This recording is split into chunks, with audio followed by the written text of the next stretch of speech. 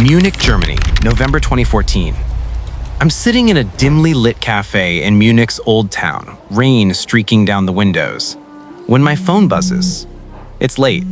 Too late for work emails. But this isn't a work email. It's encrypted. The message is brief, almost cold. Hello, this is John Doe. Interested in data? My name is Bastian Obermeier. I'm an investigative journalist for Süddeutsche Zeitung, and I've seen plenty of anonymous tips in my career. Most lead nowhere. But something about this one feels different. The encryption alone tells me this person knows what they're doing. Then I notice the sender's next line. My life is in danger. I stare at my screen. My coffee goes cold. This is either the story of a lifetime or an elaborate hoax.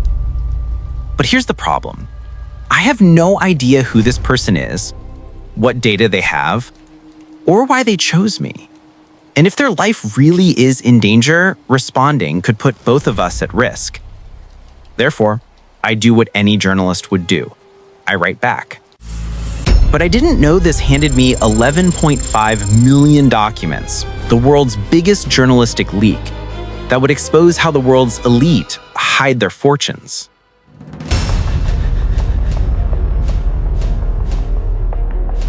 Süddeutsche Zeitung offices, December 2014 to spring 2015. Over the next few weeks, John Doe and I develop a rhythm. We communicate only through encrypted channels, PGP email, apps like Threema and Signal.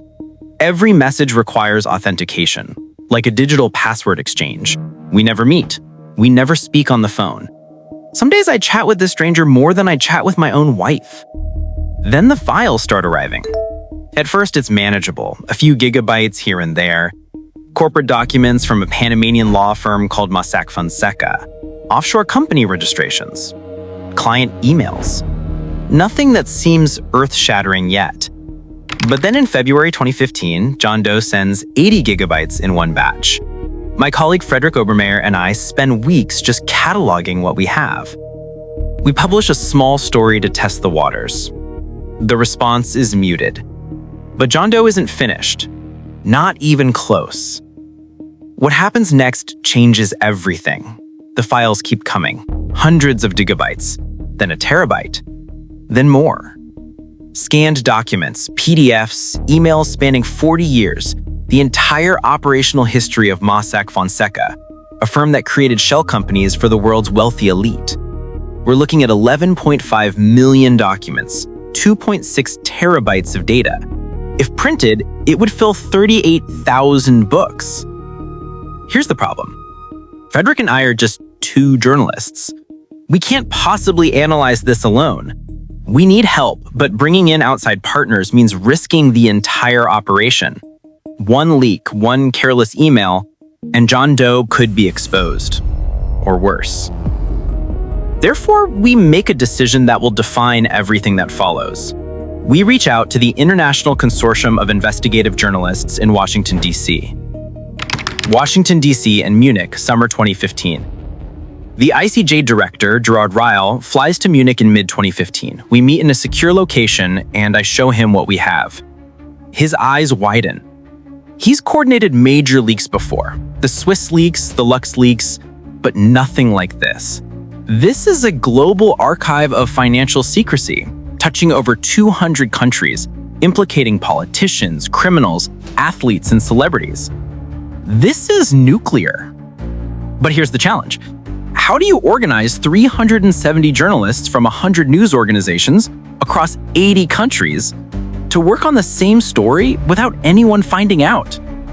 The answer is meticulous, almost paranoid operational security. ICJ builds an encrypted database that only approved journalists can access. Every document is indexed by company, by officer, by country. They develop algorithms to cross-reference names and addresses to flag suspicious patterns in millions of pages of text. Optical character recognition software converts scanned documents into searchable data. Then they create something unprecedented.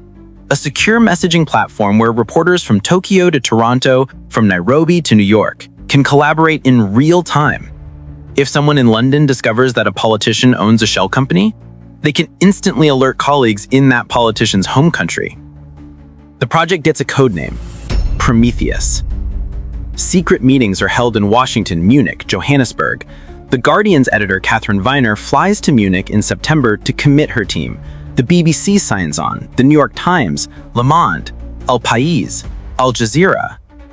Every major investigative outlet on the planet agrees to one condition: total silence until publication day. But then a new problem emerges. With hundreds of people now involved, the risk of exposure multiplies exponentially. Laptops could be stolen, emails intercepted. Reporters might gossip at conferences or accidentally mention details to the wrong person. ICJ establishes ironclad rules. Never log in over public Wi-Fi. Delete all unnecessary records. Report any security breach immediately. The weakest link is the human link. Therefore, every journalist is reminded daily, this isn't just about a story. It's about protecting a source whose life depends on our discretion. Panama City. Let me take you to Panama City for a moment. Modern towers of glass and steel rising against tropical skies. It looks like Dubai, like Singapore, like any cosmopolitan financial hub. But behind that gleaming facade, something darker thrives. Mossack Fonseca's headquarters sit in this city, founded in 1977 by Jürgen Mossack and Ramon Fonseca. On paper, they're a legitimate law firm. In reality, they've built an empire on secrecy. They maintain over 35 offices worldwide, from London to Hong Kong, from Geneva to the British Virgin Islands.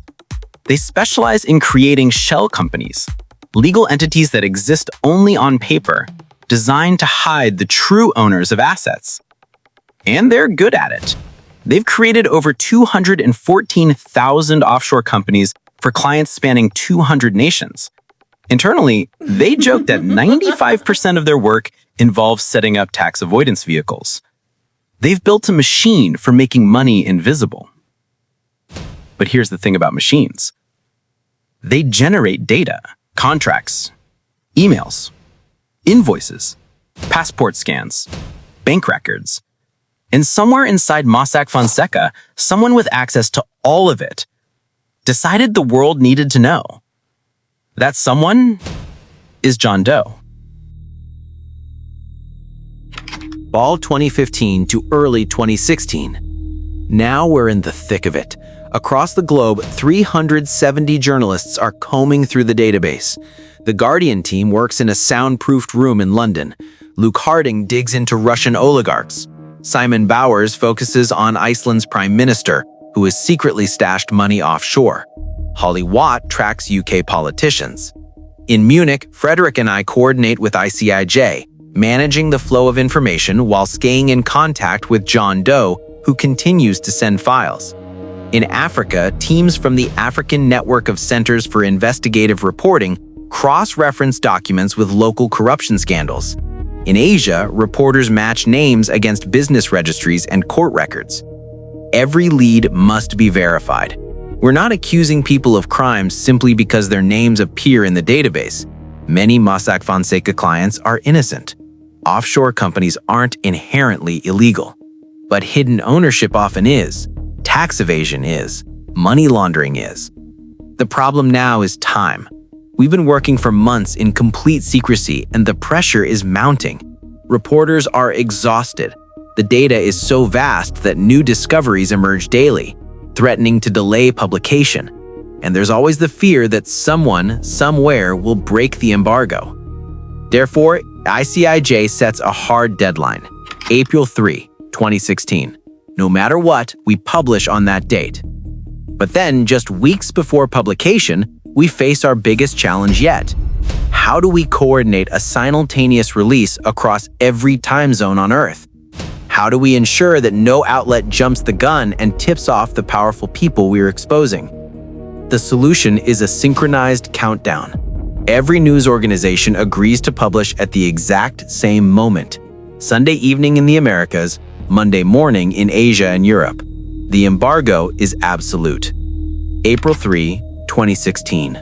Worldwide. It's Sunday night. I'm back in Munich, watching the clock. In a few hours, the world will know what we've been working on for 17 months. My heart is pounding. I think about John Doe, wherever he is, watching the same clock. I think about the targets of our investigation, the politicians and oligarchs and criminals who have no idea what's coming. At the appointed time, the stories go live, simultaneously, across every time zone on Earth. The response is immediate and seismic. Within hours, protests erupt in Iceland demanding the Prime Minister's resignation. European governments launch investigations. The UN calls for action. Social media explodes. The term Panama Papers trends worldwide. But here's what strikes me most. In all the chaos, in all the revelations about presidents and prime ministers and billionaires hiding their wealth, one thing remains constant. John Doe's identity stays secret. A month later, on May 9th, ICAJ does something unprecedented. They publish a searchable database containing all 214,488 offshore entities from the leak. Anyone, anywhere can now search for names and connections. It's the largest public data release in journalistic history. Then, in May 2016, John Doe publishes a manifesto. It's his first direct communication to the public, explaining his motives. He says he acted alone, driven by a sense of moral duty. He offers to cooperate with authorities if granted immunity, but he never reveals his name. To this day, I don't know who John Doe is. We've never met, I've never heard his voice, but I know this: he changed the world.